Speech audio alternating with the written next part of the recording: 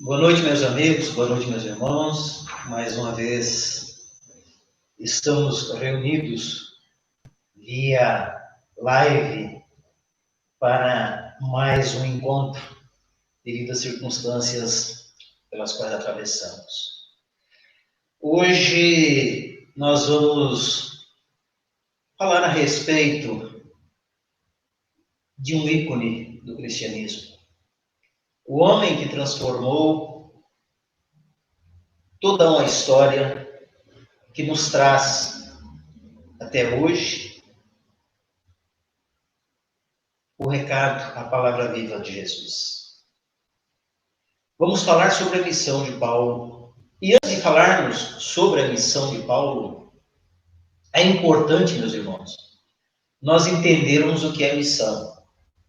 Porque há um equívoco muito grande quando nós falamos a respeito de missões. Confundimos missão com, às vezes, uma simples tarefa. E não é assim que funciona. Todo espírito, quando reencarna, traz consigo uma missão. E esta missão, ela é um encargo. E o encargo exige responsabilidades.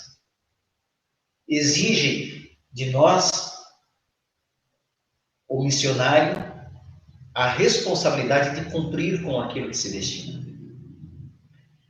Então, o que se traduz por missão, e missão é um quadro de renúncia. Missão é um quadro em que aquele traz consigo essa responsabilidade,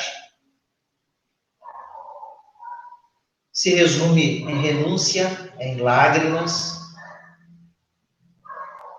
em querer executar aquilo a que foi proposto. Certamente que nós poderíamos e gostamos de ouvir fulano ou este ou aquele é um missionário.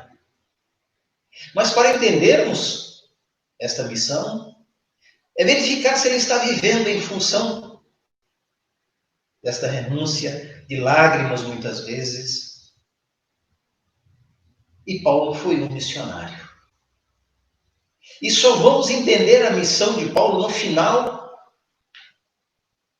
da sua jornada, até porque a tarefa não define a missão, porque aquele que é fiel no muito, aliás, não define o missionário, porque aquele que é fiel no pouco é fiel no muito. Então, quando Paulo, lá em Atos dos Apóstolos, no capítulo 9, versículo 15, quando Jesus diz a Ananias, este é o meu vaso escolhido, resume toda a trajetória de Paulo.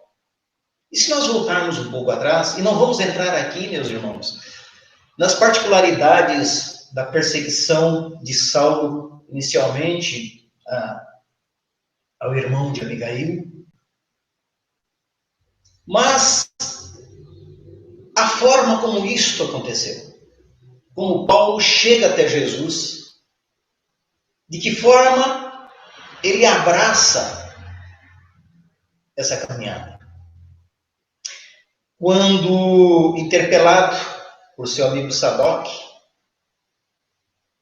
a chegar em Jerusalém, tem a informação através deste amigo de que havia ali alguém que falava sobre Jesus e que a mensagem que ele trazia ameaçava os preceitos judaicos da religião judaica, que poderia de alguma forma prejudicar o futuro desta religião.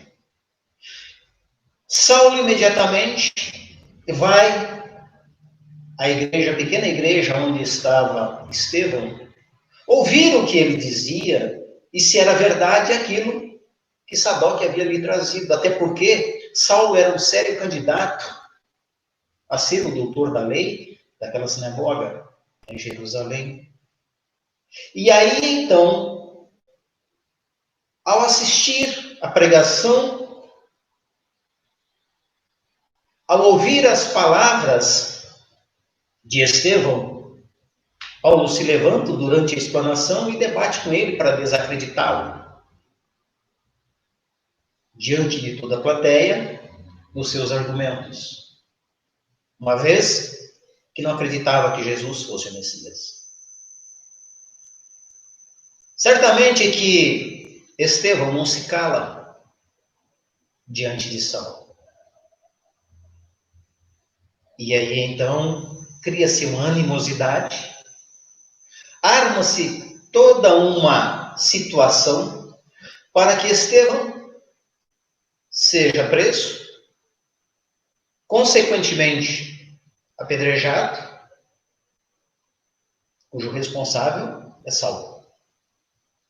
E temos, logo a seguir, todo o desfecho do desencarne da morte de Abigail, e que não vamos aqui minuciar, que não é este o objetivo. Oportunamente falaremos a respeito de Abigail. Mas, quando, após a morte, o apedrejamento de Estevão, este movimento cresce de tal forma e a perseguição na mesma intensidade, pois havia ali a preocupação dos doutores da lei, de que este movimento traria sérios riscos à religião judaica. Concomitantemente, após o desencarne de Abigail, que em seus últimos momentos fora confortado por Ananias, um cristão convicto, e que trazia como filosofia de vida os ensinamentos cristãos, sabedor da perseguição do doutor da lei aos seguidores do Cristo, e principalmente por ter se aproximado de Abigail nos seus últimos instantes, e Saulo culpava por esta situação, Ananias resolve então ir para Damasco. Foge para Damasco para sair do raio de ação de Saulo. Mas ele não contente, ao saber da fuga de Ananias, Saulo então pede aos doutores da lei, do templo, cartas de autorização para que se dirija até Damasco, e ali chegando, junto com os doutores da lei, os sacerdotes das sinagogas, dos templos de Damasco, que ele, Saulo, tivesse carta branca para perseguir, prender e, se fosse o caso, executar os cristãos que ali encontrasse. Mas o seu objetivo era Ananias. E nesta caminhada, nesta viagem de Saulo, consorciado com 3 amigos que se ofereceram para escoltá-lo, para ampará-lo na viagem, vão para Damasco. Somos sabedores desta passagem quando aproxima-se da entrada da cidade, em que a sol de meio-dia, imaginamos o coração de Saulo carregado de ódio, carregado de mágoa, de tristeza, até porque houvera perdido a sua noiva, de como ele se sentia. E ele ia então com estes planos de, nos púlpitos da sinagoga, levar os seus argumentos contra os cristãos. E ao sol de meio-dia, uma luz inexplicável se coloca sobre Saulo, derrubando-o do cavalo. E imediatamente ele ao olhar para esta luz, e só consegue enxergá-la porque os seus companheiros só ouvem a voz, mas não conseguem ver absolutamente nada, sequer a luz. E no meio desta confusão, desta luz, ele ouve uma voz. Saulo, Saulo, por que me persegues? Por que me persegues? E imediatamente Saulo, doutor da lei, intrépido como era, questiona: quem és tu, Senhor? Ainda na empáfia, porque era um judeu orgulhoso, defensor da raça, do patriciado romano, que tinha como cidadania também, cidadania romana.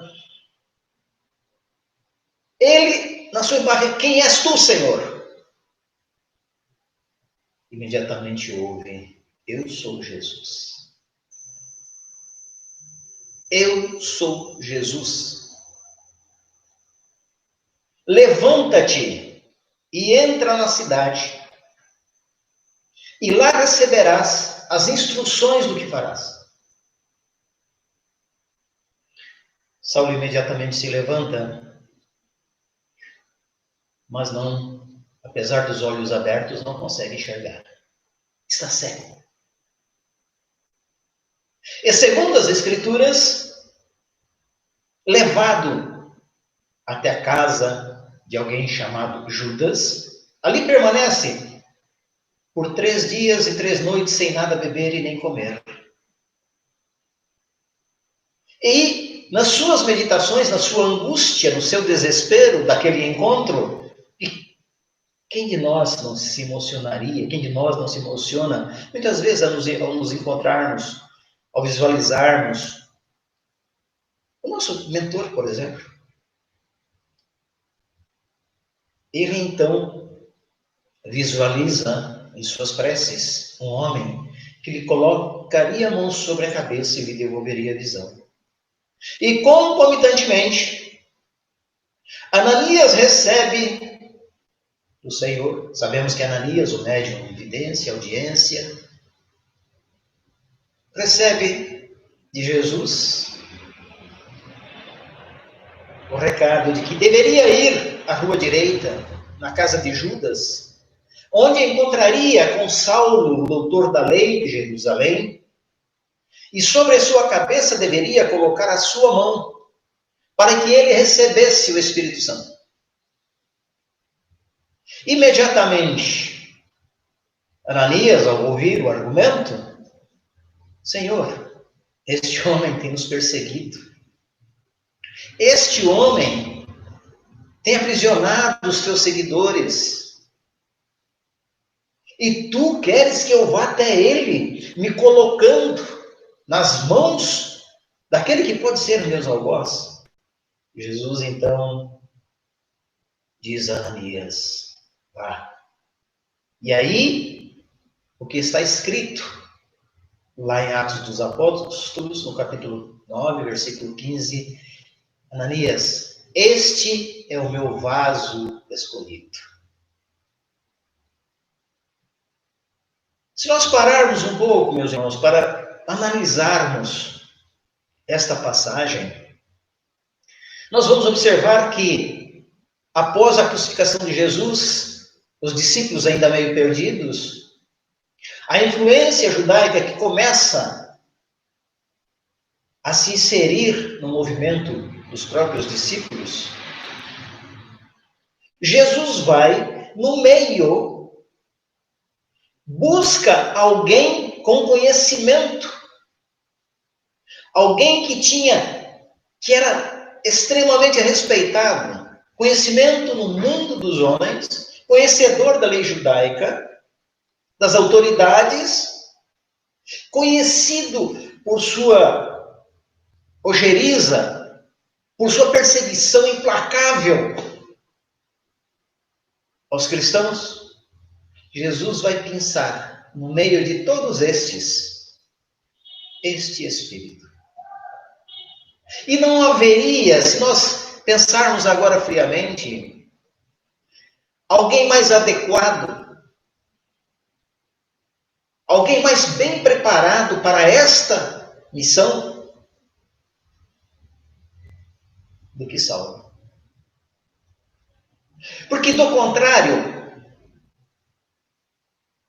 Se viesse qualquer um outro que não tivesse esta atitude de perseguir, a autoridade, o conhecimento de Saulo, será que todos os outros acreditariam, de fato, que Jesus era o que dizia ser? Porque quando um inimigo nosso nos elogia, ele reconhece em nós a nossa capacidade, as nossas qualidades, e diante dos seus, faz com que nós sejamos respeitados. E assim foi com Saulo. Ananias, então, se desloca chegando à casa onde está Saulo. E imediatamente coloca sobre a sua cabeça, em nome de Jesus, as suas mãos, e nesta imposição, segundo o Evangelho, caem dos olhos de Saulo as escamas somente da visão. Feito isto, Saulo em nenhum instante questiona. Por quê? Recuperado, come, bebe, se fortalece e vai para a sinagoga, onde deveria encontrar-se com os doutores da lei, a fim de sacramentar o seu plano de caçar os cristãos. Porém, ao apresentar-se à tribuna, leva um discurso completamente diferente. Leva o discurso de Jesus.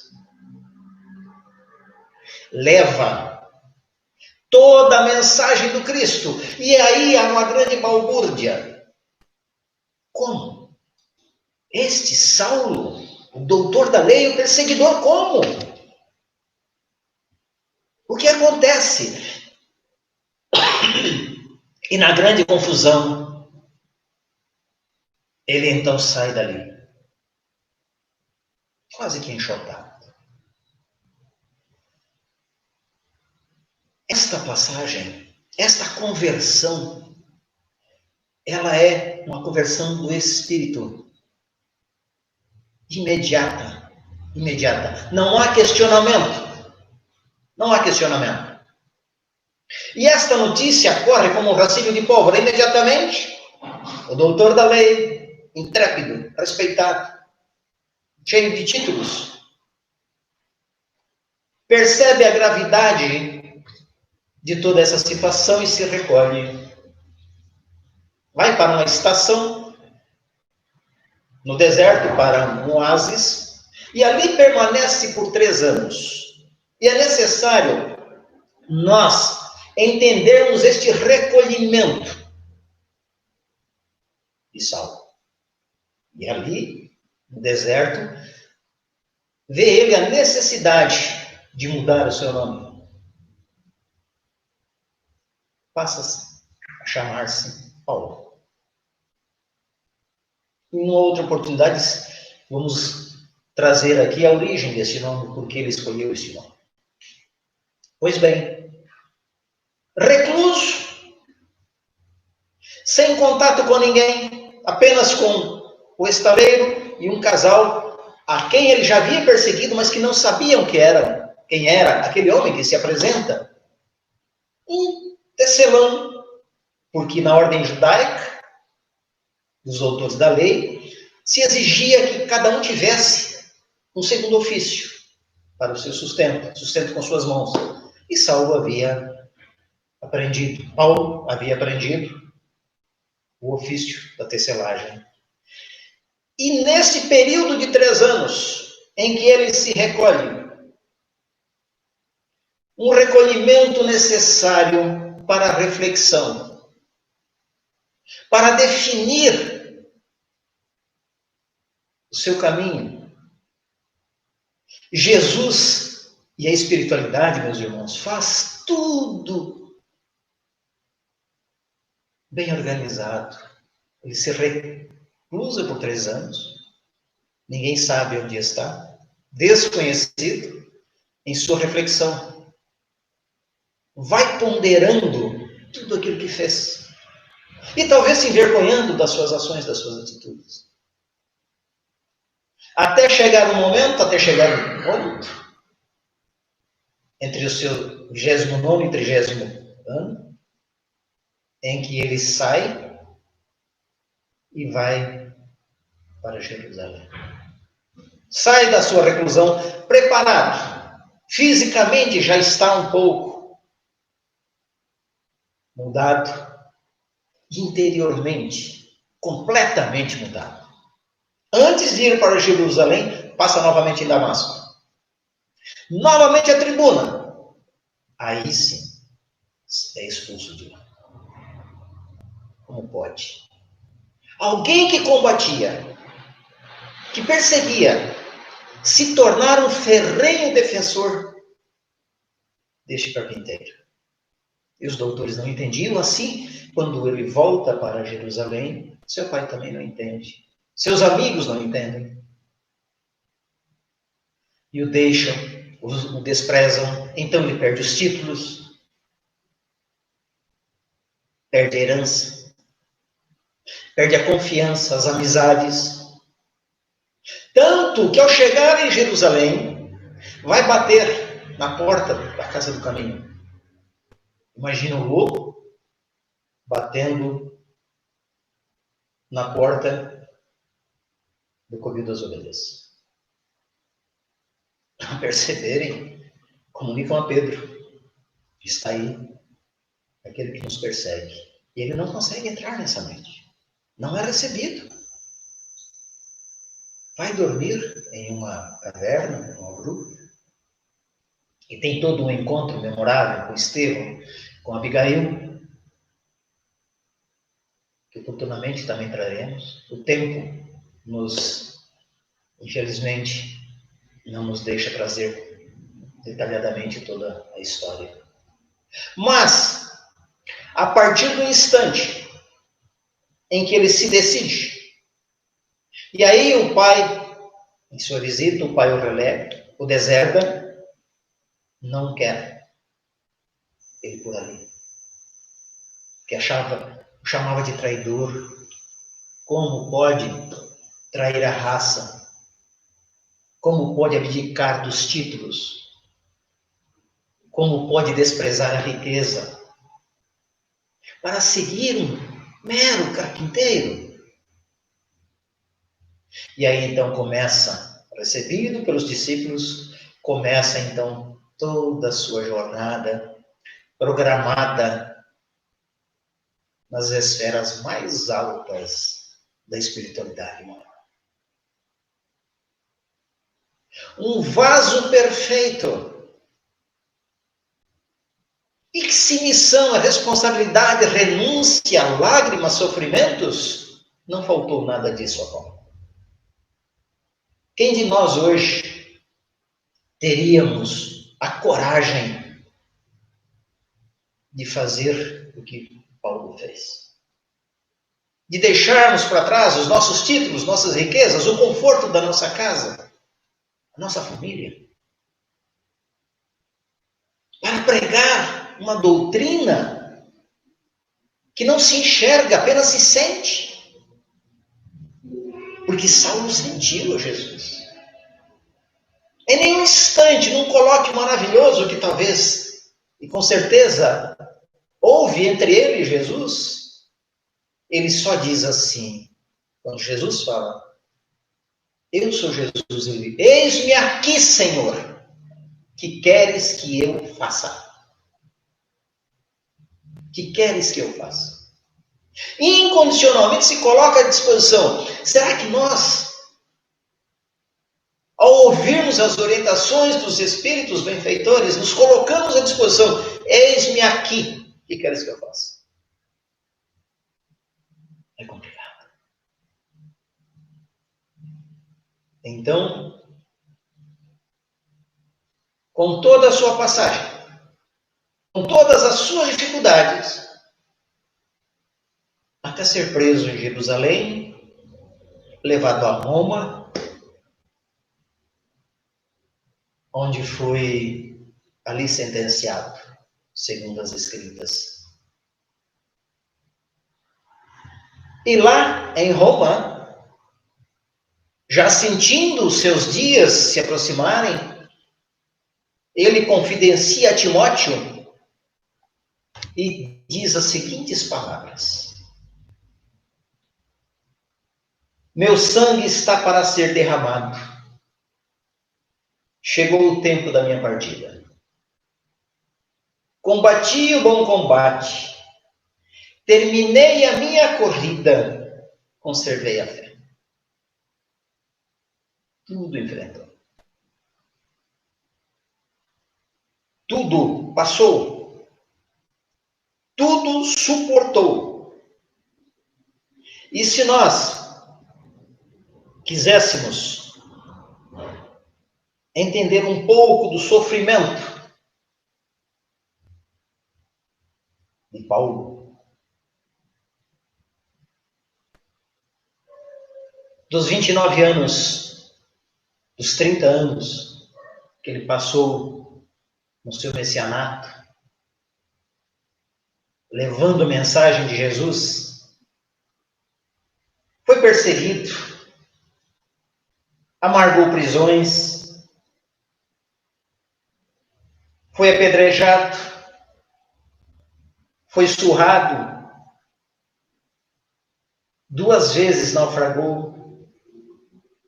Então, meus irmãos, isto é de fato uma missão. Estes são os missionários que nós conhecemos. Será que nós somos missionários? Será que renunciamos, derramamos as lágrimas, porque as missões, elas são individualizadas. Cada um de nós tem uma missão. E essa missão particular, alguns somente recebem missões que extrapolam a sua individualidade para vir ao coletivo. São missões coletivas. Madre Teresa, nosso querido, amado, inesquecível Chico Xavier, Bezerra de Menezes. Então, se Paulo se colocou como o vaso escolhido e entendeu o que Jesus quis dizer, chegado um instante em Roma em que ele disse: não sou eu que vivo, mas é o Cristo que vive em mim.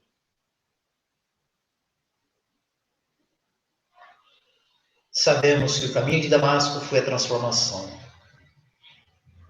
Foi ali o ponto de partida para que nós pudéssemos até hoje falar do Cristo.